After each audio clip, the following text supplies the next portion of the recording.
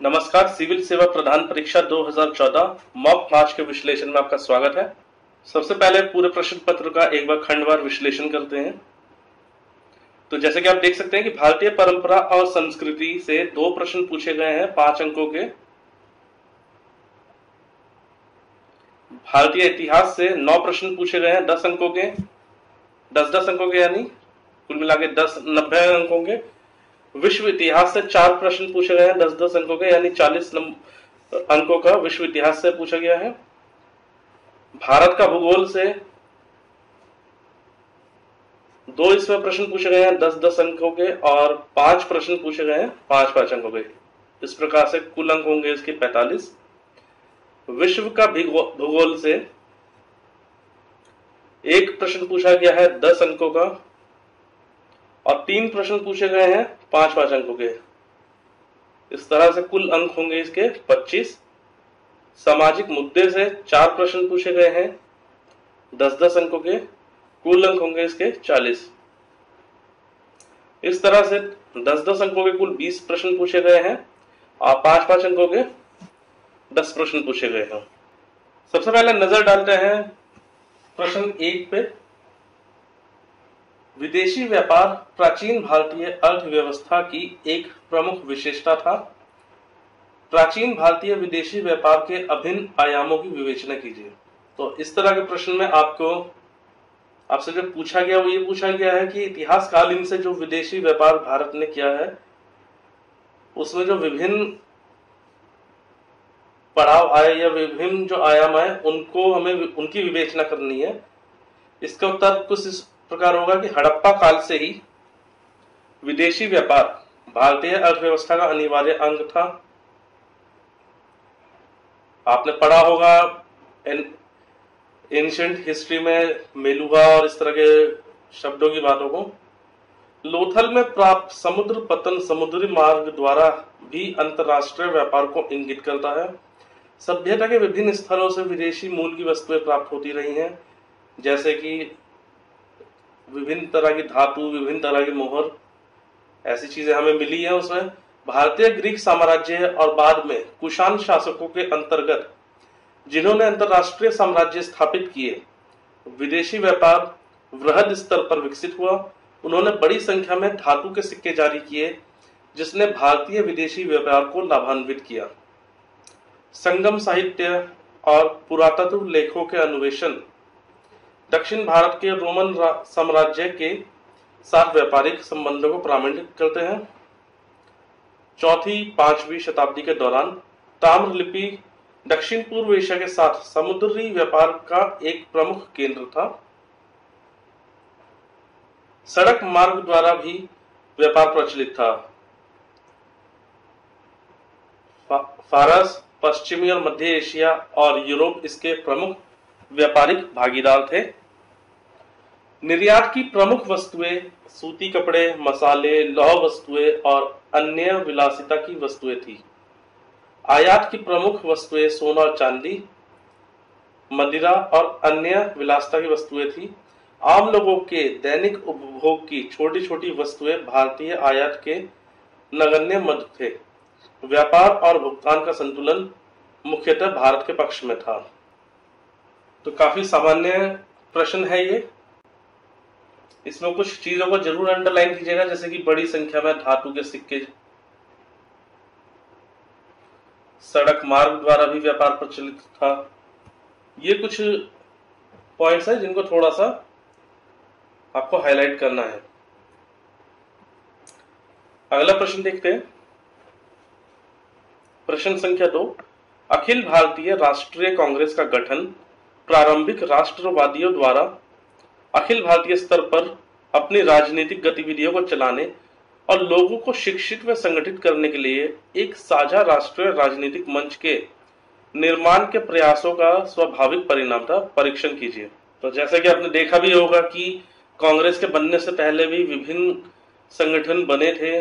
कई सारे ऐसे छोटे छोटे समूह, छोटे छोटे संगठन बने थे, लेकिन वो पूरी तरह से व्यवस्थित नहीं थे, एक पूरी तरह से समन्वय नहीं था उनमें।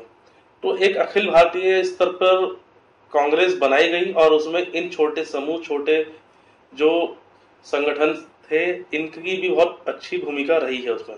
इसका उत्तर देखते हैं। अखिल भारतीय राष्ट्रीय कांग्रेस ने ब्रिटिश औपनिवेशिक शासन के विरुद्ध भारतीय राष्ट्रीय आंदोलन के नेतृत्व में अग्रणी भूमिका निभाई। इसकी स्थापना 1885 में प्रारंभिक राष्ट्रवादियों द्वारा एक अखिल भारतीय राष्ट्रीय मंच स्थापित करने के लिए की गई थी।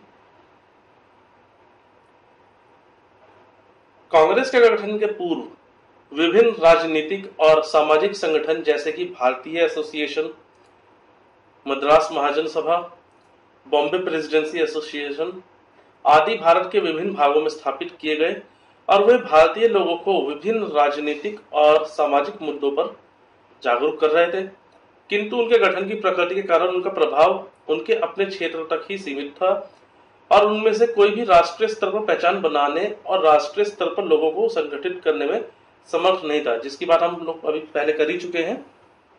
प्रारंभिक राष्ट्रवादियों ने एक अखिल भारतीय संगठन के गठन के महत्व को समझा, जो कि राष्ट्रवादी दृष्टिकोण वाले लोगों को राष्ट्रीय स्तर पर जोड़कर रखने में समर्थ हो और उन्हें लोगों के बीच अपनी गतिविधियों के संचालन के लिए एक मंच प्रदान कर सके। सुरेंद्रनाथ बनर्जी और आनंद मोहन बोस ने पहली बार वर्ष 1876 में एक अखिल भारतीय संगठन, जिसे ऑल इंडिया नेशनल एसोसिएशन कहा जाता था, की स्थापना की। इस संगठन द्वारा प्रथम अखिल भारतीय राष्ट्रीय अधिवेशन वर्ष 1883 में और दूसरा अधिवेशन वर्ष 1885 में आयोजित हुआ था। इसके पश्चात इसका विलय भारतीय राष्ट्रीय कांग्रेस के साथ कर दिया गया, जो भारतीय राष्ट्रीय आंदोलन की पहचान बनी। ये प्रश्न भी मध्य स्तर का था और जिसने बिपिन चंद्र बुक अच्छे से पढ़ा होगा उसमें इसको अच्छे से दिया गया है। साथ में जिन लोगों को ऐसा लग रहा है कि उन्हें ज्यादा संगठनों के नाम नहीं पता है या ज्यादा जो इसमें विभिन्न तिथियां दी गई हैं उनके बारे में नहीं पता है, तो निराश ना हो। और लेकिन जो भी मुख्य संगठन रहे हैं, जैसे यहाँ पे हमने वर्णन किया है इसका, भारतीय एसोसिएशन, मद्रास महाजन, बॉम्बे प्रेसिडेंसी, ऐसे कुछ मुख्यतः 3-4 संगठनों के नाम आप याद रखें और कुछ महत्वपूर्ण तिथि, जैसे कि अभी सुरेंद्रनाथ बनर्जी और आनंद मोहन बोस की हमने बात की कि 1876 में उन्होंने अखिल भारतीय संगठन, जिसे ऑल इंडिया नेशनल एसोसिएशन कहा जाता है, की स्थापना की। जब भी ऐसी चीजों को आप लिख रहे हैं तो ध्यान से उनको अंडरलाइन जरूर करिए। देखते हैं अगला प्रश्न। प्रश्न संख्या 3। सीमांत गांधी ने इस्लाम, पख्तूनवा और अहिंसा को पुनर्परिभाषित किया और इन तीनों आधारों पर प्रतिरोध आंदोलन गठित किया। भारतीय राष्ट्रीय आंदोलन में उनके योगदान की विवेचना कीजिए। इस तरह के जो प्रश्न होते हैं कि तभी आप ज्यादा सहज होते हैं इसको करने में जब आपने इसके बारे में पढ़ा हुआ हो। और कई सारी बाजार में पुस्तकें हैं जो इस तरह की जो पर्सनालिटीज है, तो उनको ही केंद्र में रख के ऐसी पुस्तकें भी अब बाजार में उपलब्ध है। तो देखते हैं उत्तर को। अब्दुल गफ्फार खान को सीमांत गांधी भी कहा जाता था। उन्होंने इस्लाम, पख्तूनवा और अहिंसा को नए सिरे से परिभाषित किया और इन 3 स्तंभों के आधार पर एक प्रतिरोध आंदोलन चलाया। उन्होंने महात्मा गांधी द्वारा प्रतिपादित सिद्धांतों, सत्य और अहिंसा के आधार उत्तर पश्चिम सीमांत प्रांत में राष्ट्रीय आंदोलन के गठन में महत्वपूर्ण भूमिका निभाई। उन्होंने मई 1928 में पख्तून नामक राष्ट्रीय समाचार पत्र प्रकाशित किया। इसको अंडरलाइन करिए आप। उन्होंने खुदाई खिदमतगार का गठन किया और अपने देश के लोगों को भारतीय राष्ट्रीय आंदोलन में शामिल होने के लिए प्रेरित किया। उन्हें राष्ट्रवादी गतिविधियों में भाग लेने के कारण कई बार ब्रिटिश भारत सरकार द्वारा गिरफ्तार किया गया और जेल भेजा गया। वह कुरान के साथ साथ बराबर श्रद्धा के साथ गीता का भी अध्ययन किया करते थे।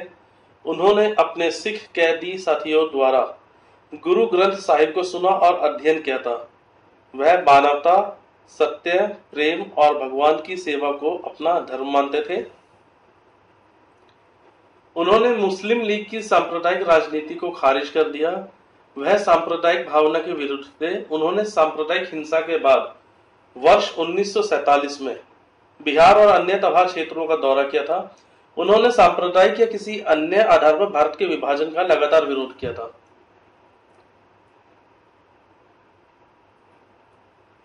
देखिए, इस तरह की जो हस्तियां होती हैं, तो जिस तरह का सामान्य अध्ययन का पूरा पाठ्यक्रम है, जो पूरा सिलेबस है, तो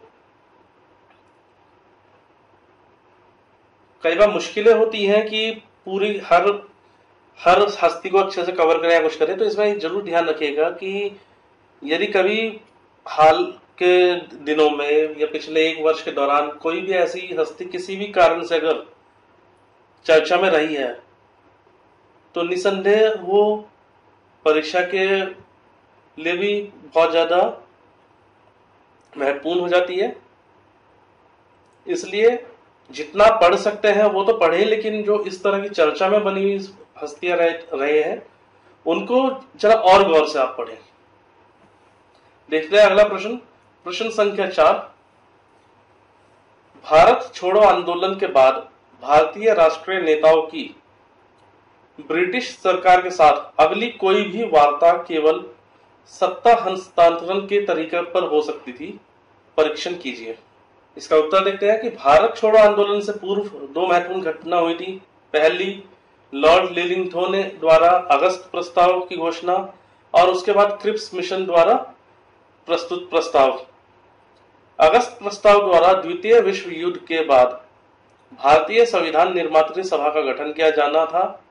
एक युद्ध सलाहकार परिषद की स्थापना की जानी थी और वायसराय की कार्यकारी परिषद में भारतीयों की संख्या बढ़ाकर भारतीयों की शक्ति बढ़ाई जानी थी।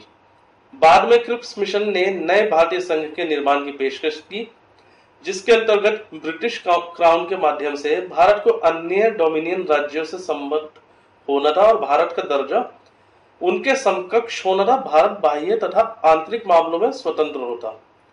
तो आप देख सकते हैं कि दोनों ही बहुत महत्वपूर्ण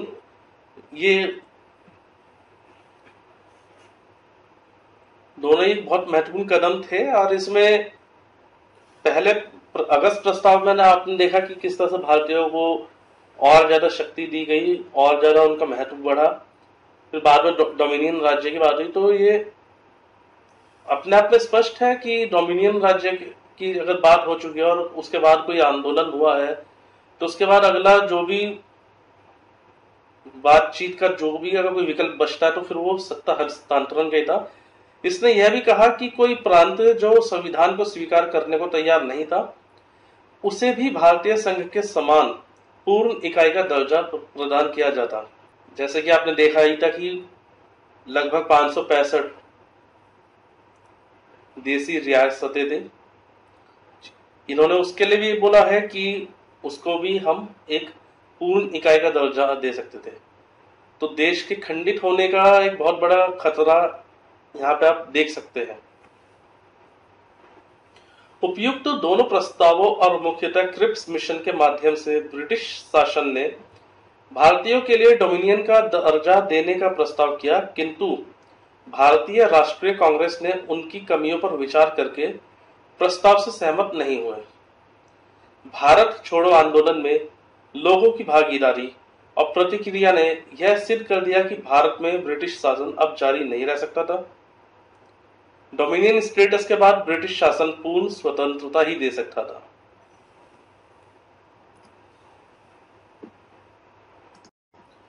देखते हैं अगले प्रश्न को। प्रश्न संख्या 5, ये 2 भागों में है। भारत में तीर्थ यात्रा राष्ट्रीय एकता और अखंडता को प्रोत्साहित करने का सांस्कृतिक साधन है। टिप्पणी कीजिए। तो जैसे कि आप सभी लोग जानते भी हैं और बहुत से आप लोग परिचित भी होंगे इस तरह के कि तीर्थ स्थल कई होते हैं, जैसे जो स्थित है किसी एक जगह पे, लेकिन वहां पे आने वाले लोग देश के काफी दूसरे और अलग कोनों से आने वाले लोग होते हैं। कई बार ऐसा भी होता है कि जो तीर्थ स्थल है वो किसी विशेष धर्म के लिए है, लेकिन वहां पर अनेकों धर्म के लोगों की आस्था है और लोग वहां पर आते हैं और वो एक भाईचारे का प्रतीक भी बनते हैं। तो इसी में उत्तर को देखते हैं। भारत में तीर्थ यात्रा की परंपरा विश्व में सर्वाधिक प्राचीन है। भारत के विभिन्न क्षेत्रों में बहुतायत संख्या में तीर्थ स्थल है। अजमेर शरीफ, बोध गया, हरिद्वार, स्वर्ण मंदिर, प्रयाग, नासिक, रामेश्वरम, वैष्णो देवी इत्यादि कुछ महत्वपूर्ण तीर्थ स्थल है। तीर्थ यात्रा द्वारा लोग देश के विभिन्न क्षेत्रों के भौगोलिक स्थलों, सामाजिक सांस्कृतिक परंपराओं और जातीय विविधता से परिचित होते हैं। विभिन्न क्षेत्रों के लोगों के मध्य आपसी संपर्क उनके मध्य सद्भाव, लोकाचार और भाईचारे की भावनाओं को विकसित करता है। यह आर्थिक विकास और लोगों के आवागमन को बढ़ावा देता है और राष्ट्रीय स्तर पर स्थानीय वस्तुओं की आपूर्ति को बढ़ावा देता है। सामान्य प्रश्न है, बस यहां ये ध्यान रखिएगा कि जो भी आप तीर्थ स्थल लिख रहे हैं तो विशेष धर्म का नाम है, सारे धर्मों को उसमें आप सम्मिलित करें। अगला प्रश्न लिखते हैं, परंपरागत भारतीय संस्कृति में नृत्य द्वारा धार्मिक भावनाओं की प्रतीकात्मक रूप से अभिव्यक्त किया जाता था। भारत में नृत्य के विकास की विवेचना कीजिए। इसका उत्तर होगा कि भारत में नृत्य कला काफी लंबे समय से लोकप्रिय रही है। नाट्य शास्त्र और अभिनय दर्पण अभी तक विद्यमान दो संस्कृत रचनाएं हैं। दोनों ही लगभग 1700 से 2200 वर्ष पुरानी है। भगवान शिव की नटराज रूपी प्रतिमा ब्रह्मांड चक्र के सृजन और विनाश का प्रतिनिधित्व भी करती है। इससे आप और हम अच्छी तरह भली भांति परिचित हैं। प्राचीन ग्रंथों में वर्णित नृत्य कला मनुष्य के आंतरिक सौंदर्य तथा उसमें निहित दिव्यता की अभिव्यक्ति है। धीरे धीरे नृत्य का शास्त्रीय नृत्य तथा लोक नृत्य के रूप में वर्गीकरण हुआ। शास्त्रीय नृत्य के अंतर्गत भारतनाट्यम, कथक, कथकली, मोहिनीअट्टम, कुचिपुड़ी, यक्षगान, मणिपुरी, ओडिसी तथा सत्रिय आते हैं। क्षेत्र अनुसार लोक नृत्य कई प्रकार के हैं। स्वतंत्रता के बाद देखते हैं अगला प्रश्न संख्या 6। स्वतंत्रता के बाद भूमि सुधारों को लागू करना भारत सरकार के समक्ष एक बड़ी चुनौती थी। स्वतंत्रता के बाद लागू हुए भूमि सुधारों की सफलता का समालोचना पूर्वक परीक्षण कीजिए। भारत सरकार द्वारा विभिन्न रूपों में भूमि सुधार प्रारंभ किया गया, जैसे कि जमींदारी उन्मूलन, भूमि की हदबंदी और पुनर्वितरण, सहकारी खेती आदि। भूदान आंदोलन की शुरुआत भूमि के पुनर्वितरण हेतु की गई थी। इन सुधारों द्वारा भारत की कृषि व्यवस्था में व्यापक रूप से सुधार हुआ। इसने हरित क्रांति की नींव रखी और कृषि उत्पादकता और उत्पादन के विकास में सहायता की। इन सुधारों ने ग्रामीण इलाकों में आर्थिक असमानता को कम किया और किसानों को जमींदारों के शोषण से मुक्त किया। इसके द्वारा ग्रामीण लोगों की क्रय शक्ति में वृद्धि हुई। इसने भू राजस्व के बोझ को भी कम किया। हालांकि इन सुधारों की कुछ सीमाएं भी थी, जिनका उल्लेख निम्नलिखित है। जमींदारी उन्मूलन की प्रक्रिया के तहत जमींदारों ने बड़ी संख्या में फर्जी जोतदारों के विवरण प्रदान किए और भूमि हदबंदी से अपनी भूमि को बचाया। भूमि हदबंदी के तहत भूमिहीन लोगों में पुनर्वितरण के लिए जो भूमि अधिग्रहित की गई थी वह बहुत कम थी। संविधान की 9वीं अनुसूची में संबंधित कानूनों के सूचीबद्ध होने तक भूमि मालिकों ने सुधार के विरोध में न्यायालय के दरवाजे भी खटखटाए। भूदान आंदोलन के तहत पुनर्वितरण हेतु अधिग्रहित की गई भूमि बंजर और अनुपजाऊ थी, इसलिए आंदोलन अपने उद्देश्य में विफल रहा। किसानों ने सहकारी खेती में अपनी रुचि प्रकट नहीं की और यह कुछ ही क्षेत्रों में सफल रहा। देखते हैं प्रश्न संख्या 7 को। भारत ने लगातार परमाणु ऊर्जा के शांतिपूर्ण उपयोग की पैरवी की, फिर भी इसने स्वयं परमाणु परीक्षण किए। उन परिस्थितियों की विवेचना कीजिए जिन्होंने भारत को परमाणु शक्ति बनने पर बाध्य किया। तो जैसे कि आप लोग देख ही रहे हैं कि भारत के जो भारत के जो इर्द गिर्द जो पड़ोसी देश हैं उनकी कार्रवाई भी आप देखते ही होंगे। तो ऐसे स्थिति में जब आपके अड़ोस पड़ोस में अच्छी हथियारों की क्षमता वाले देश उपस्थित हैं, तो ऐसे में कई बार आपके लिए भी जरूरी हो जाता है कि आप उसके समकक्ष या उससे थोड़ा बहुत कम हो। लेकिन जो है ऐसा नहीं हो सकता कि बिल्कुल फिर परमाणु हथियार या परमाणु शक्ति से हम पूरी तरह से वंचित ही रहे। इसके उत्तर पर नजर डालते हैं। आजादी के बाद भारत ने शांतिपूर्ण उद्देश्यों जैसे कि बिजली के उत्पादन हेतु परमाणु क्षमता का विकास किया और परमाणु हथियारों से मुक्त दुनिया का समर्थन किया। लेकिन बाद में भारत ने परमाणु परीक्षण किए और परमाणु शक्ति संपन्न देश बना। निम्नलिखित परिस्थितियों के कारण भारत ने परमाणु परीक्षण किए। चीन और पाकिस्तान का शत्रुतापूर्ण रुख भारत के लिए चिंता का विषय है। चीन ने 1960 के दशक में परमाणु परीक्षण किया और परमाणु शक्ति बन गया। पाकिस्तान लंबे समय से परमाणु तकनीक प्राप्त करने की कोशिश कर रहा था और अंत में तस्करी से उसने वह तकनीक प्राप्त कर ली। भारत ने व्यापक परीक्षण प्रतिबंध संधि और परमाणु प्रसार निषेध संधि पर हस्ताक्षर करने से मना कर दिया, क्योंकि परमाणु शक्ति संपन्न देश और गैर परमाणु शक्ति संपन्न देश इन संधियों पर एकमत नहीं थे। स्वयं को परमाणु शक्ति संपन्न देश के रूप में घोषित करने से पहले भारत ने परमाणु परीक्षण करने और परमाणु शक्ति बनने के अपने विकल्पों को खुला रखा। लेकिन इस विकल्प को हमेशा के लिए बनाए नहीं रखा जा सकता था। इसे या तो परमाणु शक्ति बनना होता या हमेशा के लिए इस विकल्प को छोड़ना होता। परमाणु शक्ति संपन्न देश स्वयं अपने परमाणु हथियारों के निशस्त्रीकरण के पक्ष में नहीं है और वे शेष दुनिया के समक्ष अपना विशिष्ट दर्जा बनाए रखना चाहते हैं। वे अन्य राष्ट्रों को भी परमाणु हथियारों को इससे दूर रखना चाहते हैं।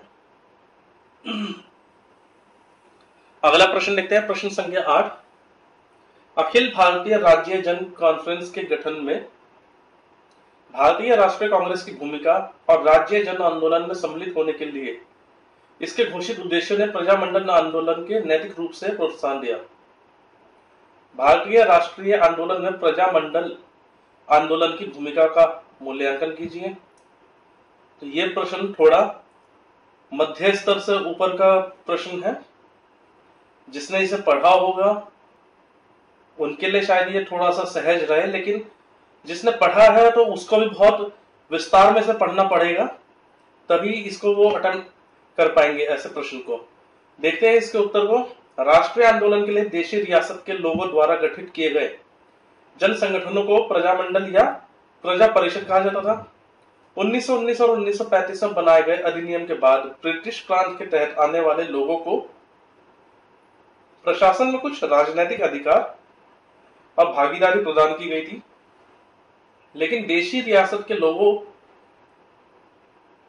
वे अधिकार प्राप्त नहीं थे जो ब्रिटिश क्रांति के लोगों को थे। असहयोग आंदोलन के उपरांत 1920 के बाद से देशी रियासतों में राष्ट्रीय आंदोलन शुरू कर दिया गया। राष्ट्रीय आंदोलन के तहत देशी रियासतों के लोगों ने जन संगठनों की स्थापना की। आंदोलन ने सामंतवाद और उपनिवेशवाद के खिलाफ लड़ाई लड़ी। प्रजामंडल के सदस्यों ने अपने अधिकारों के लिए अपने शासकों के खिलाफ लड़ाई लड़ी। प्रजामंडल आंदोलनों की मुख्य मांग लोकतांत्रिक अधिकार था। आंदोलनों ने देशी रियासतों में भारतीय राष्ट्रीय आंदोलन के रचनात्मक कार्यक्रमों को क्रियान्वित किया। स्कूलों की स्थापना की गई, खादी के उपयोग को बढ़ावा दिया गया, कुटीर उद्योगों की स्थापना की गई और अस्पृश्यता के विरुद्ध आंदोलन शुरू किया गया। पुणे की हितवर्धक सभा, हैदराबाद राज्य की जन परिषद, अखिल घोर संस्थान प्रजा, सभी आदि कुछ ऐसे महत्वपूर्ण संगठन हैं जो इस आंदोलन में शामिल थे। इनको आप अंडरलाइन करिएगा। वैसे अगर जिन लोगों को ऐसे नाम ना भी पता हो तो भी उनको निराश होने की आवश्यकता नहीं है, लेकिन अगर ऐसे नाम आप डाल देते हैं तो जो आपका उत्तर होता है वो काफी आकर्षक बन जाता है और सामान्य अच्छे अंक पाने की चांसेस भी बन जाते हैं। देखते हैं प्रश्न संख्या 9 को। आजादी के बाद भारत की महिलाओं की वैधानिक, राजनीतिक, शैक्षणिक एवं सामाजिक स्थिति में भारी परिवर्तन हुए हैं। संक्षेप में विश्लेषण कीजिए। सामान्य प्रश्न है ये। आप देख ही रहे हैं कि आज देश का कोई भी क्षेत्र हो, महिलाएं कहीं ना कहीं अपनी कामयाबी की छाप छोड़ रही हैं, चाहे वह प्रशासनिक हो या विधायिका से संबंधित हो। डालते इसके उत्तर पर नजर। भारत की महिलाओं ने आजादी के राष्ट्रीय आंदोलन में महत्वपूर्ण भूमिका निभाई थी और आजादी के बाद से लेकर अभी तक राष्ट्र के निर्माण में उनकी भागीदारी जारी है। उनकी भूमिका का निम्न अनुसार संक्षेप में वर्णन किया जा सकता है। उन्होंने विधायिका के चुनावों में मतदान करने के अपने अधिकारों का प्रयोग किया और सरकारों के गठन में महत्वपूर्ण भूमिका निभाई। उन्होंने राजनीतिक और प्रशासनिक पदों को धारण किया और विधायन तथा लोगों के कल्याण के लिए काम किया है। उन्होंने व्यापक रूप से ट्रेड यूनियन और किसान आंदोलन में भाग लिया है। पुरुष प्रधान समाज में महिलाओं को शोषण और दमन से बचाने के लिए उन्होंने विभिन्न संगठनों जैसे कि टेक्सटाइल लेबर एसोसिएशन और स्वरोजगार महिला संगठन की स्थापना की है। उन्होंने सामाजिक बुराइयों जैसे कि शराब, यौन उत्पीड़न और सती प्रथा के खिलाफ आंदोलन किए। उन्होंने पर्यावरण की रक्षा के लिए अनेक आंदोलन जैसे कि चिपको आंदोलन में भी महत्वपूर्ण भूमिका निभाई है। वे तकनीकी और व्यावसायिक शिक्षा ग्रहण कर रही हैं और संबंधित क्षेत्रों में महत्वपूर्ण भूमिका निभा रही हैं। इसमें इसके अतिरिक्त कुछ ये भी कर सकते हैं आप, कुछ अगर आपको नाम पता हो तो वो डाल सकते हैं। जैसे बात की है कि तकनीकी और व्यावसायिक शिक्षा ग्रहण कर रही हैं और संबंधित क्षेत्रों में महत्वपूर्ण भूमिका निभा रही हैं, तो बहुत अच्छा हमारे पास उदाहरण है टेसी थॉमस जी का। आज वे जीवन और समाज के सभी वर्गों में महत्वपूर्ण भूमिका निभा रही हैं। हालांकि अपर्याप्त पोषण स्तर, निम्न साक्षरता दर और अप्रभावशाली सामाजिक और आर्थिक सशक्तिकरण विशेषकर ग्रामीण क्षेत्रों में अभी भी भारत में एक बड़ा मुद्दा है। इसको थोड़ा सा आप और इलेबोरेट कर सकते हैं। जैसे कि सशक्तिकरण, अगर हम ग्रामीण क्षेत्र की बात करते हैं तो कई पंचायतों की जो सीट है वो महिलाओं के लिए रिजर्व हो गई, लेकिन फिर भी क्या होता है कि महिलाएं जीत जाती है, लेकिन बाद में उनको वही पूरी तरह से पर्दे में रखकर और जो उनके पति हैं या उनके जो भी परिजन हैं वो आगे आ जाते, खासतौर पर जो पुरुष परिजन हैं। कई जगह आपने पढ़ा भी होगा कि प्रधानपति, तो बेसिकली क्या मतलब है उसका कि जो महिला प्रधान है उसका पति है। तो कई मामले ऐसा हैं कि कोई पंचायत की सभा हो रही है तो उसमें खुद महिला प्रधान ना जाके वो उसके पति जो है वो उसमें भाग ले रहे हैं। तो अभी भी ग्रामीण क्षेत्रों में काफी काम करना बाकी है। देखते हैं अगला प्रश्न। प्रश्न संख्या 10। आजादी के बाद सांप्रदायिकता का पुनरुत्थान और विकास भारतीय जनता की एकता के लिए संकट बन गया है और बर्बरता की ताकतों के प्रोत्साहित होने का खतरा पैदा कर रहा है। सांप्रदायिकता के पुनरुत्थान और विकास के कारणों की विवेचना कीजिए। स्वतंत्रता से पूर्व सांप्रदायिकता के प्रसार और विस्तार के परिणाम स्वरूप 1947 में भारत का विभाजन हुआ था और एक बार पुनः इसका प्रसार राष्ट्र की एकता और अखंडता के लिए एक गंभीर खतरा बन गया है। सांप्रदायिकता के प्रसार के लिए बहुत से कारण उत्तरदायी हैं। शहरी और ग्रामीण क्षेत्रों में असमान आर्थिक विकास सांप्रदायिकता के लिए जमीन तैयार करने का एक प्रमुख कारण है। आर्थिक क्षेत्रों के सीमित अवसरों का लाभ उठाने के लिए लोगों को सांप्रदायिक गुटों में गठित होने का प्रेरित करता है। भावनाओं पर आधारित सांप्रदायिक अपील छद्म धार्मिक मुद्दों पर लोगों का ध्रुवीकरण करने के लिए एक आसान साधन है। सामाजिक जीवन शैली में तेजी से बदलाव और समाज में असुरक्षा की भावना लोगों को कट्टरपंथी सांप्रदायिक रवैया अपनाने के लिए प्रेरित करती है। परंपरागत सामाजिक संस्थाओं जैसे कि संयुक्त परिवार के विघटन तथा उनका स्थान लेने के लिए अपरिपक्व रूप से विकसित आधुनिक सामाजिक संस्थाओं जैसे कि सामाजिक क्लब के कारण उत्पन्न नैतिक तथा सांस्कृतिक शून्य, एक वैज्ञानिक पंथ निरपेक्ष विचारधारा का अपर्याप्त विकास जो कि युवाओं को सांप्रदायिकता के विरुद्ध प्रेरित कर सके,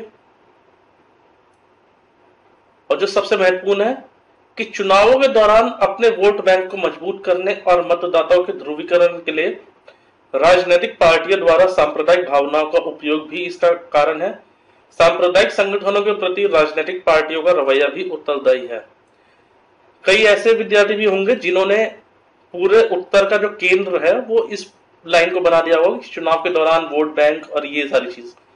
लेकिन ये भी एक इतनी बहुत सारी समस्याओं में एक समस्या है, तो उत्तर में और जितने उसके आयाम है सारे उस सब पे हमें जो है पूरे अच्छी तरह से बात करनी है। सांप्रदायिक मुद्दों के निस्तारण के लिए सरकारों द्वारा अपनाया जाने वाला नरम रवैया भी इसके लिए उत्तरदायी है। देखते हैं प्रश्न संख्या 11 को। यद्यपि फ्रांसीसी क्रांति ने स्वतंत्रता, समानता और बंधुत्व का नारा दिया, परंतु यह कुल मिलाकर एक बुजुर्गा क्रांति थी। टिप्पणी कीजिए। वर्ष 1789 में हुई फ्रांसीसी क्रांति ने फ्रांस की राजनीति में पूंजीपतियों का वर्चस्व स्थापित किया। यह क्रांति के बाद लागू की गई व्यवस्थाओं में देखा जा सकता है। राजनीतिक प्रणाली के नियामक निकायों के अधिकांश पदों पर पूंजीपतियों ने कब्जा कर लिया। क्रांति के पश्चात भगोड़े सामंतों और जमींदारों की संपत्तियां पूंजीपतियों ने खरीद ली और कृषि योग्य भूमि को किसानों के मध्य वितरित नहीं किया गया। श्रमिकों को ट्रेड यूनियन की स्थापना की अनुमति नहीं थी। व्यवस्था में इस प्रकार के बदलाव को अपनाया गया जिसने राज्य के आर्थिक गतिविधियों पर अधिकार को कम कर दिया और फ्रांसीसी उत्पादों के निर्यात को बढ़ावा दिया। समानता के अधिकार की घोषणा के पश्चात भी विधायिका के सदस्यों को चुनने का अधिकार उन लोगों को प्राप्त था जो प्रत्यक्ष करों का भुगतान करते थे, और यह स्पष्ट था कि कर का भुगतान समृद्ध वर्ग द्वारा ही किया जा सकता है। चुनावों में खड़े होने के लिए प्रत्याशी की पात्रता भी संपत्ति पर ही आधारित थी, और सार्वजनिक मामलों में धर्म का हस्तक्षेप प्रतिबंधित कर दिया गया और सरकार ने धार्मिक सहायता प्रदान करने से इनकार कर दिया। अगला प्रश्न देखते हैं, प्रश्न संख्या 12। अमेरिकी गृह युद्ध में उत्तरी राज्यों की विजय ने संयुक्त राज्य की एकता को बनाए रखा और दास प्रथा का अंत कर दिया, किंतु युद्ध का कारण दास प्रथा के मुद्दे के बजाय आर्थिकता। टिप्पणी कीजिए। अमेरिकी गृह युद्ध के प्रारंभ होने का कारण स्वतंत्र व्यवस्था वाले उत्तरी अमेरिकी राज्यों और दास प्रथा वाले दक्षिणी अमेरिकी राज्यों के मध्य मतभेद था। इसने राष्ट्रीय सरकार की शक्ति पर प्रश्न चिन्ह लगा दिया जो उन राज्यों में दास प्रथा को प्रतिबंधित करना चाहती थी जहां अभी भी दास प्रथा जारी थी। दोनों के मध्य विवाद का सबसे बड़ा कारण दोनों के मध्य आर्थिक अंतर था। उत्तरी अमेरिका के राज्य त्वरित औद्योगिकरण दौर से गुजर रहे थे और उन्हें बड़े पैमाने पर कुशल और अकुशल श्रमिकों की किफायती दर पर गतिशील आपूर्ति की आवश्यकता थी। दक्षिणी अमेरिकी राज्यों की अर्थव्यवस्था मुख्यतः कृषि पर आधारित थी और उन्हें कृषि कार्यों के लिए गुलामों की आवश्यकता थी।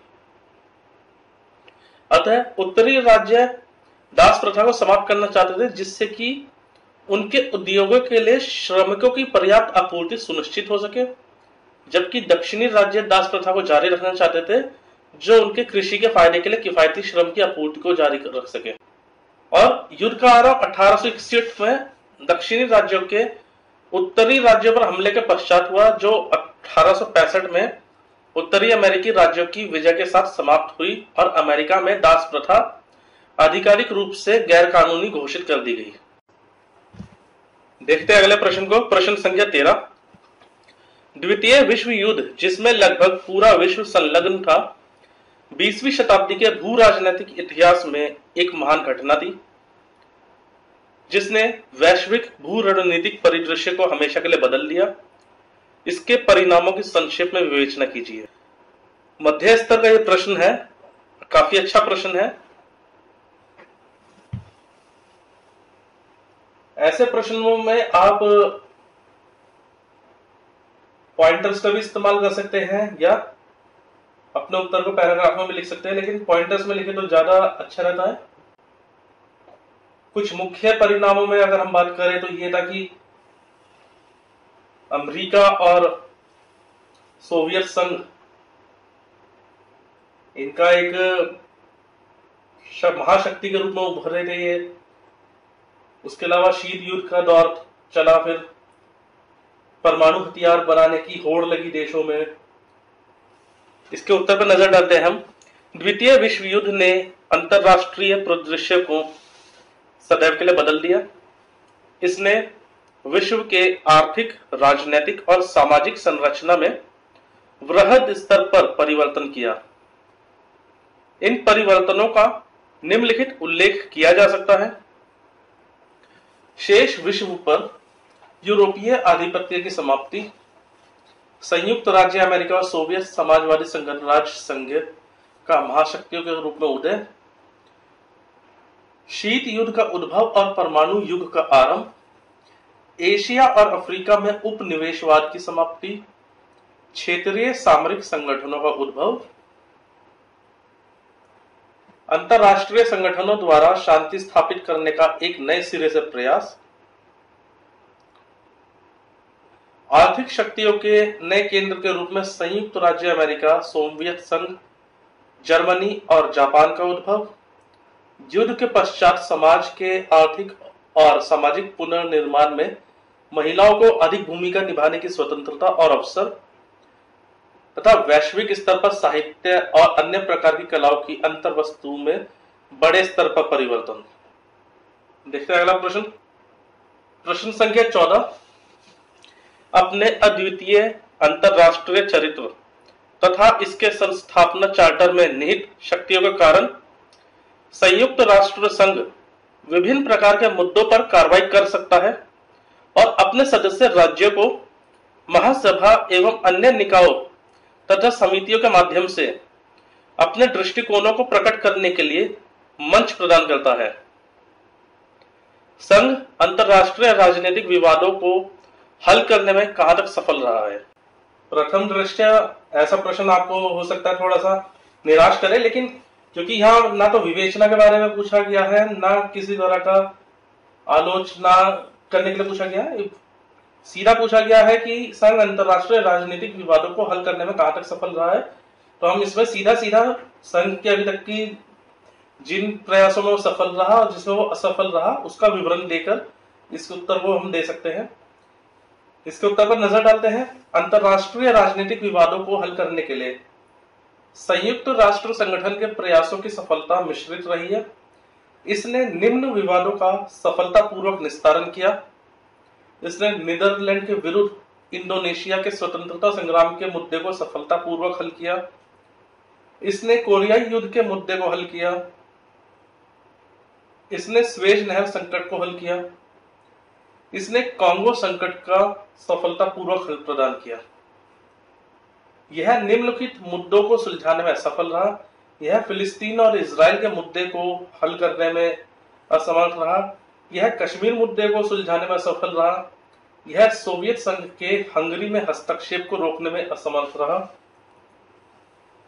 यह सोवियत संघ और उनके अनुचर देशों का चेकोस्लोवाकिया में हस्तक्षेप रोकने में पूर्णतः असफल रहा तथा सोवियत संघ के विघटन के पश्चात यह संयुक्त राज्य के अन्य देशों में हस्तक्षेप को रोकने में भी पूर्णतः असमर्थ रहा। देखते हैं प्रश्न संख्या 15 को। यद्यपि केंद्र सरकार तथा विभिन्न राज्य सरकारों द्वारा किशोरियों के कल्याण के लिए विभिन्न कार्यक्रम चलाए जा रहे हैं, किंतु उनके व्यक्तित्व के समुचित विकास के लिए अनुकूल सामाजिक वातावरण भी आवश्यक है। टिप्पणी कीजिए। मध्य स्तर का ये प्रश्न है और थोड़ा सा आपको जो भी इस संदर्भ में जो संचालित सरकारी योजनाएं हैं उनके बारे में भी ज्ञान होना आवश्यक है।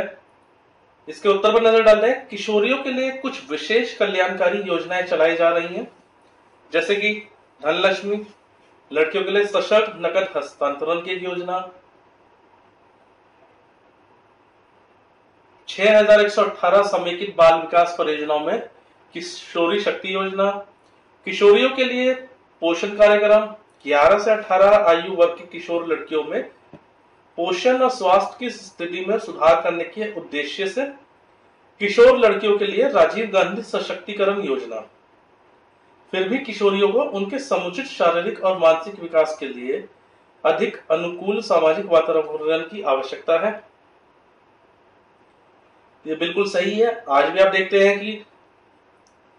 कि कोई किशोरी कितने भी ज्यादा होनहार हो, पढ़ाई में कुछ हो, लेकिन फिर भी अपने ही परिवार में, खासतौर पर ग्रामीण क्षेत्रों में, फिर भी अपने ही परिवार में जो पुरुष सदस्य हैं उनकी तुलना में नीचे ही देखते हैं।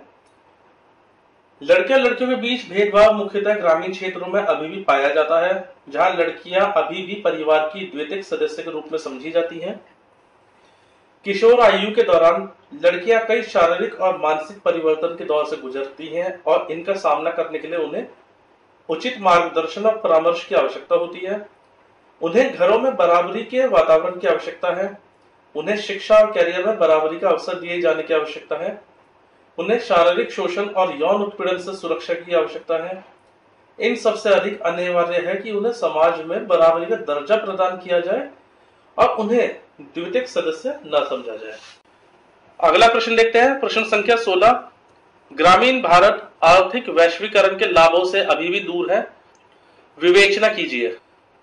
ये कई बार आपने सुना भी होगा, इंडिया और भारत, इस तरह के कथन लोगों से या कई अखबारों में पढ़ा भी होगा कि एक वर्ग है बहुत ज्यादा आर्थिक रूप से सशक्त होता जा रहा है, तो दूसरी तरफ अभी ग्रामीण क्षेत्र ऐसे भी है जो अभी सशक्तिकरण और ये सारी वैश्वीकरण इन सब चीजों से काफी दूर है।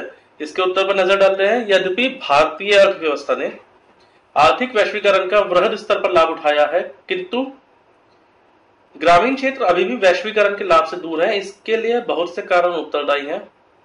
ग्रामीण क्षेत्रों में पर्याप्त बुनियादी सुविधाओं का विकास अभी भी एक बड़ी चुनौती है।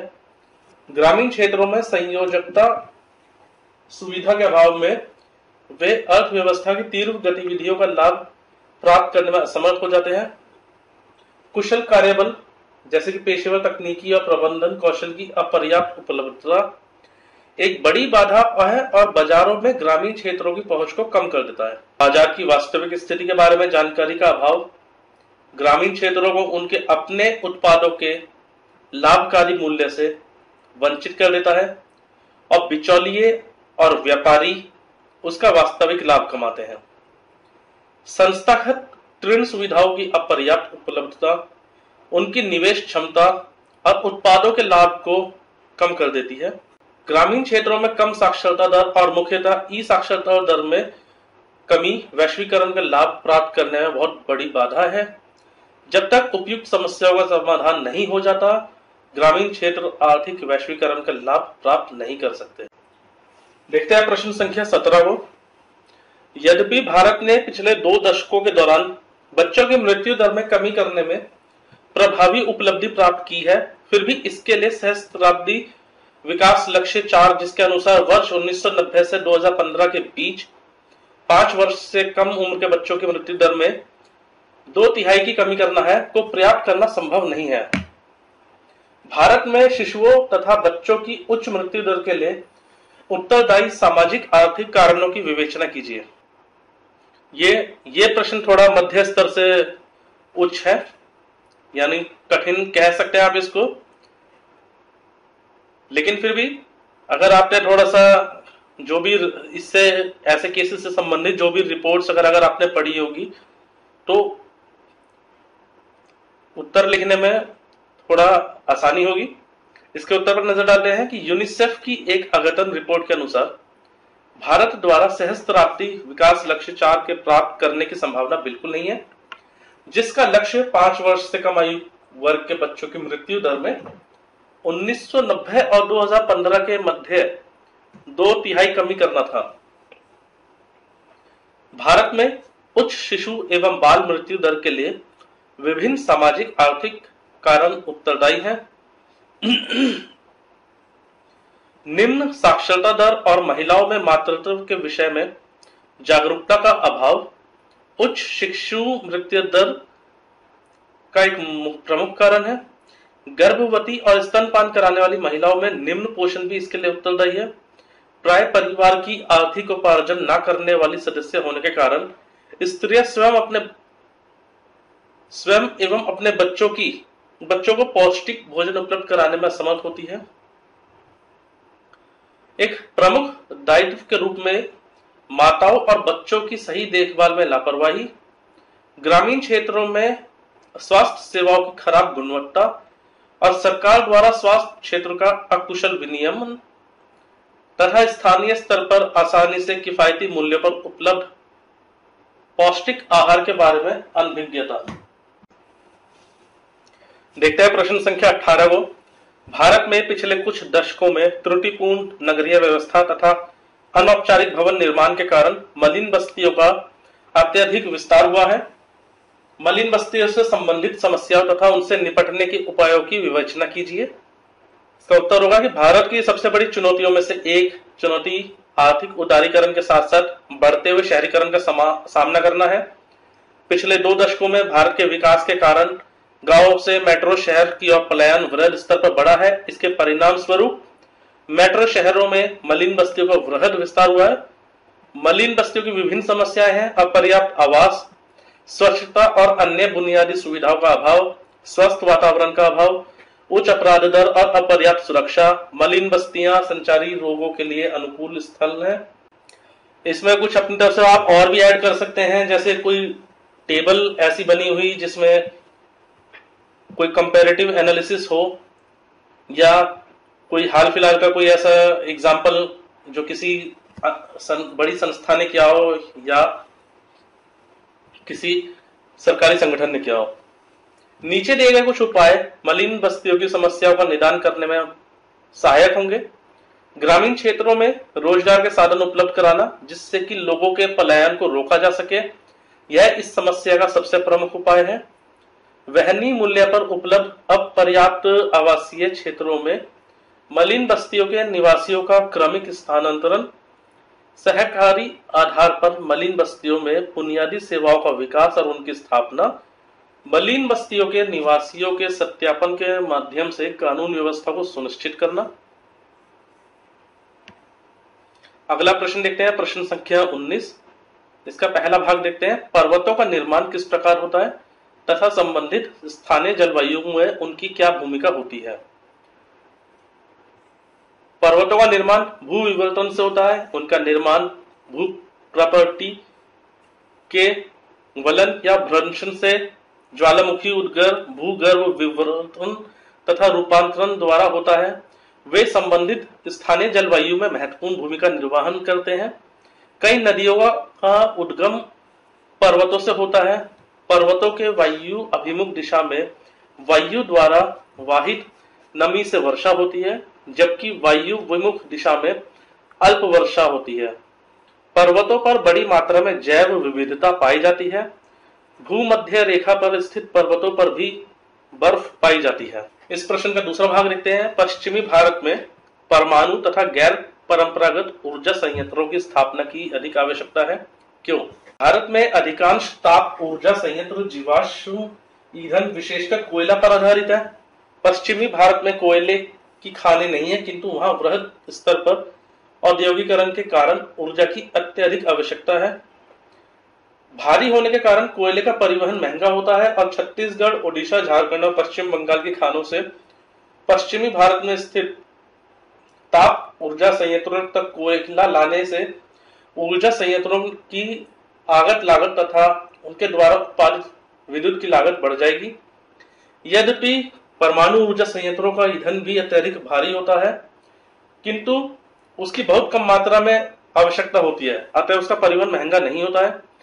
गैर परंपरागत ऊर्जा संयंत्रों के आगत जैसे सौर प्रकाश, जैव अपशिष्ट, पवन आदि पश्चिमी भारत में आसानी से उपलब्ध है। देखते हैं प्रश्न संख्या 20 को। इसका पहला भाग है, उष्ण कटिबंधीय भूमध्य रेखीय जलवायु वनस्पतियों के विकास के लिए अनुकूल है, किंतु मानव अधिवास के लिए नहीं। विवेचना कीजिए। उष्ण कटिबंधीय भूमध्य रेखीय जलवायु को उष्ण कटिबंधीय वर्षावन जलवायु के रूप में भी जाना जाता है। सामान्य रूप से यह भूमध्य रेखा के समांतर पाई जाती है। यह जलवायु सामान्य तौर पर दक्षिण पूर्व एशिया, मध्य अफ्रीका और दक्षिण अमेरिका में पाई जाती है। इस जलवायु वाले क्षेत्रों में सामान्य तौर पर उष्ण कटिबंधीय वर्षावन की अधिकता होती है। इस प्रकार की जलवायु में वर्ष भर औसतन 60 मिलीमीटर वर्षा होती है और वहां बहुत अधिक सर्दी या गर्मी नहीं होती है। पूरे वर्ष जलवायु सामान्य गर्म और नर्म होती है और वर्षा प्राय होती है। तापमान और वर्षा में बहुत अधिक विभिन्नता के कारण यह जलवायु वनस्पति के विकास के बहुत अधिक अनुकूल होती है, किंतु मानव अधिवास के लिए नहीं। अगला प्रश्न देखते हैं, दूसरा भाग इसका, किन कारणों से उत्तरी अटलांटिक महासागर विश्व का व्यस्ततम व्यापारिक समुद्री मार्ग है?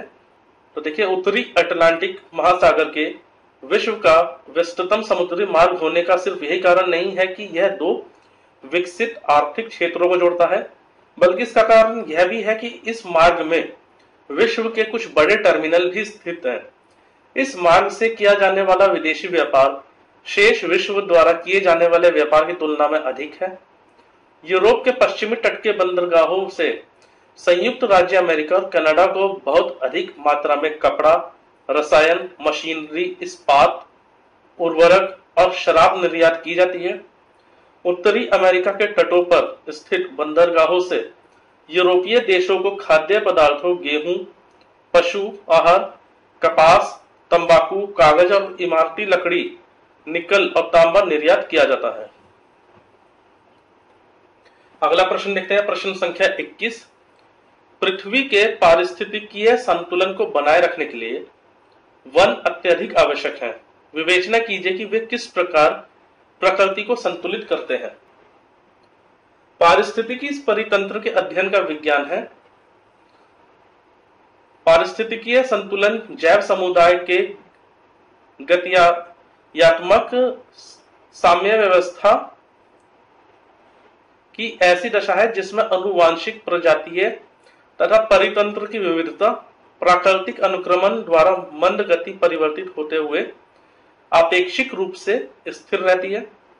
सर्वाधिक महत्वपूर्ण यह है कि परितंत्र का प्राकृतिक संतुलन बना रहना चाहिए। यह संतुलन नई प्रजातियों के आगमन, कुछ प्रजातियों के एकाएक समाप्त होने, प्राकृतिक आपदा या मानव जनित कारणों से बिगड़ सकता है।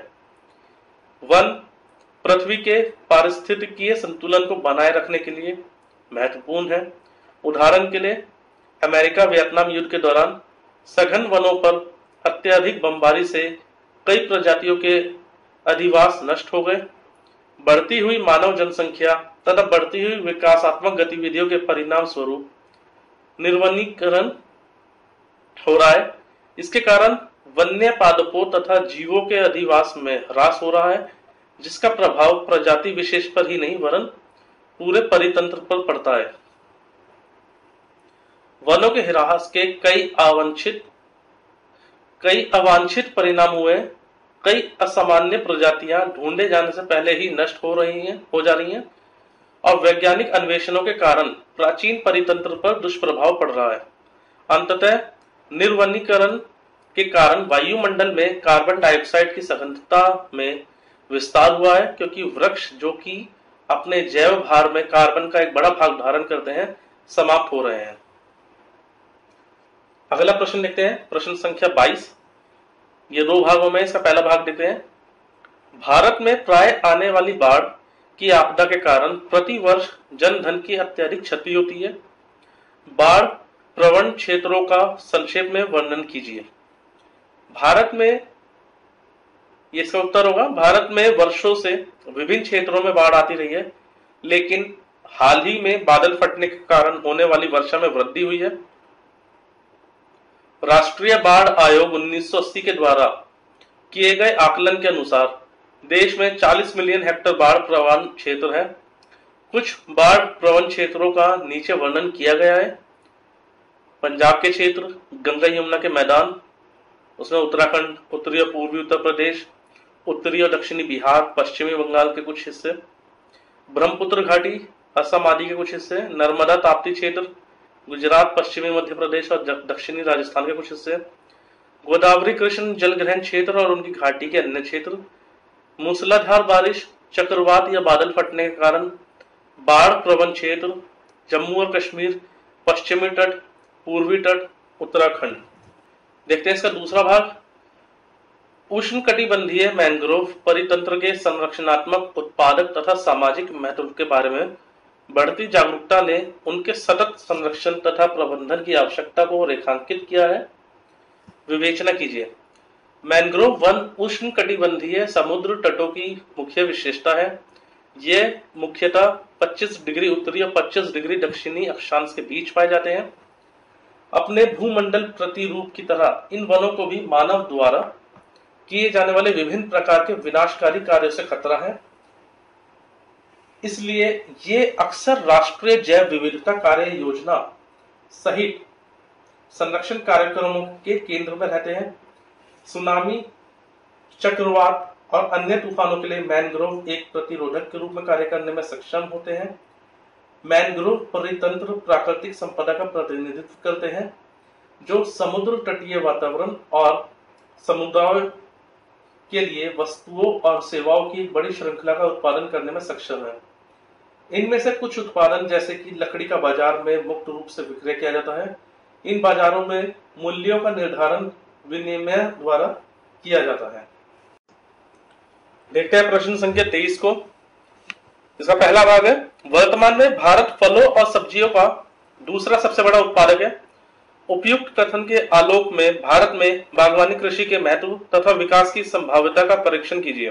भारत फलों और सब्जियों का दूसरा सबसे बड़ा उत्पादक है। इस तथ्य को महसूस किया जा रहा है कि आजीविका सुरक्षा में सुधार करने, रोजगार सृजन में वृद्धि करने, खाद्य पोषण सुरक्षा प्राप्त करने और मूल्य संवर्धन द्वारा आय में वृद्धि करने के लिए बागवानी एक विकल्प है। इस प्रयोजन के लिए भारत ने 2005-2006 में राष्ट्रीय बागवानी मिशन की शुरुआत की थी, जिसका उद्देश्य संपूर्ण रूप से बागवानी का विकास करना है। इस मिशन में सभी राज्य और 3 केंद्र शासित प्रदेश अंडमान और निकोबार द्वीप समूह, लक्षद्वीप और पुडुचेरी शामिल है। राष्ट्रीय बागवानी मिशन क्षेत्र आधारित रणनीति द्वारा बागवानी को प्रोत्साहित करता है। अगला प्रश्न देखते हैं, दूसरा भाग इसका। भारत पेट्रोलियम उत्पादों का आयातक और निर्यातक दोनों है। कथन का विश्लेषण कीजिए।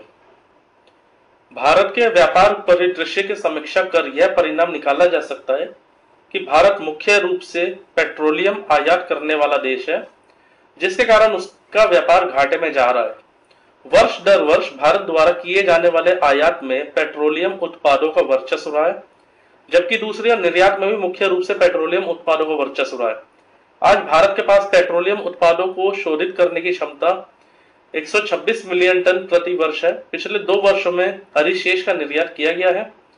पूरे विश्व में शोधित किए हुए पेट्रोलियम उत्पादों की बहुत अधिक मांग है, विशेष रूप से गैसोलीन, जेट ईंधन, डीजल आदि, लेकिन मांग की तुलना में शोधित उत्पादों की उपलब्धता कम है। अगला प्रश्न देखते हैं, प्रश्न संख्या 24। देश के अन्य क्षेत्रों की अपेक्षा उत्तर भारतीय मैदानों तथा समुद्र तटीय मैदानों के अधिक जन संकुल होने के लिए उत्तरदायी कारकों की विवेचना कीजिए। असमान जनसंख्या वितरण। भारत में जनसंख्या असमान रूप से वितरित है। भारत के अन्य क्षेत्रों की तुलना में समतल मैदानों में जनसंख्या का घनत्व अधिक है। जलवायु।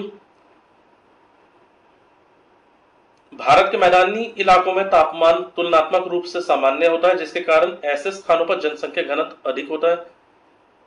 फिर तीसरा जो इंपॉर्टेंट फैक्टर होता है वो मृदा का होता है। भारत जैसे कृषि प्रधान देश में जनसंख्या घनत्व निर्धारित करने में मृदा एक महत्वपूर्ण कारक है। भारत के मैदानी क्षेत्र कृषि हेतु अधिक उपजाऊ है। जल निकाय।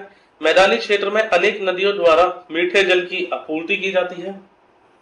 उद्योग। मैदानी क्षेत्रों में स्थित अनेक बड़े, मध्यम, छोटे, सूक्ष्म कुटीर उद्योग बड़ी संख्या में लोगों को रोजगार प्रदान करते हैं। परिवहन। जनसंख्या वृद्धि परिवहन सुविधाओं के विकास के समानुपाती होती है। मैदानी क्षेत्रों में परिवहन सुविधाओं का विकास करना आसान होता है। यह भारत के मैदानी क्षेत्रों में अच्छी तरह से विकसित है। और सबसे बड़ी बात शहरीकरण। शहरीकरण और जनसंख्या घनत्व एक दूसरे से संबंधित है। अन्य क्षेत्रों की तुलना में भारत के मैदानी क्षेत्र अधिक शहरीकृत है। देखते हैं आखिरी प्रश्न को, प्रश्न संख्या 25। भारत में ऑटोमोबाइल उद्योग पिछले वर्षों के दौरान महत्वपूर्ण रूप से प्रगति करने वाले सबसे बड़े उद्योगों में से एक है और देश के कुल औद्योगिक विकास में इसका योगदान उल्लेखनीय रूप से बढ़ता रहा है। उन परिस्थितियों की विवेचना कीजिए जिनके कारण देश में ऑटोमोबाइल उद्योग की प्रगति पर अनुकूल प्रभाव पड़ा है। वर्तमान में भारत दुपहिया वाहनों का दूसरा सबसे बड़ा उत्पादक है। व्यावसायिक वाहनों के उत्पादन में इसका 5वां स्थान है और साथ ही ट्रैक्टर का सबसे बड़ा उत्पादक है। एशिया में कार के बाजार में चौथा स्थान है और विश्व में भारत मोटरसाइकिल का सबसे बड़ा उत्पादक है। निम्नलिखित कारणों से ऑटोमोबाइल उद्योग ने देश में महत्वपूर्ण रूप से प्रगति की है। जैसे 1991 में लाइसेंस की अनिवार्यता समाप्त करने और अर्थव्यवस्था में खुलापन लागू करने से भारतीय ऑटोमोबाइल उद्योग ने बहुत तेजी से प्रगति की है और अनेक नए विनिर्माताओं ने इस क्षेत्र में निवेश किया है। वर्तमान में इस क्षेत्र में स्वतः अनुमोदित मार्ग के तहत 100% प्रत्यक्ष विदेशी निवेश की अनुमति है। किसी भी समय सीमा के बिना 5% के अधिशुल्क भुगतान पर तकनीक को उन्नत करने हेतु तकनीक का आयात किया जा सकता है। भारतीय मध्यम वर्ग की क्रय शक्ति में वृद्धि के साथ मजबूत अर्थव्यवस्था ने प्रमुख ऑटो विनिर्माताओं को भारतीय बाजार की ओर आकर्षित किया। बाजार से संबंधित विनिमय दर पूर्ण रूप से विकसित वित्तीय बाजार, स्थिर सरकारी नीति और प्रशिक्षित श्रमिकों को उपलब्धता ने भारत में ऑटो उद्योग की नई क्षमता को विकसित किया और पूंजी प्रवाह को बढ़ाया। भारी उद्योग मंत्रालय के तहत भारी उद्योग विभाग और सार्वजनिक उपक्रम ऑटोमोबाइल उद्योग के विकास को प्रोत्साहित कर रहे हैं। इन सभी कारकों ने ऑटो कंपनियों में प्रतियोगिता में वृद्धि की, जिसके परिणाम स्वरूप भारतीय उपभोक्ताओं को प्रतियोगी दर विभिन्न विकल्प प्राप्त हुए। अर्थव्यवस्था के लगभग हर क्षेत्र के साथ ऑटोमोबाइल उद्योग के गहरे संबंध होने के कारण अर्थव्यवस्था पर उद्योग के सकारात्मक प्रभाव पड़े, जिसने राष्ट्र की प्रगति में उल्लेखनीय योगदान दिया है। इसी के साथ ये विश्लेषण समाप्त होता है। अगले मॉक के लिए आपको शुभकामनाएं। आपका दिन शुभ हो।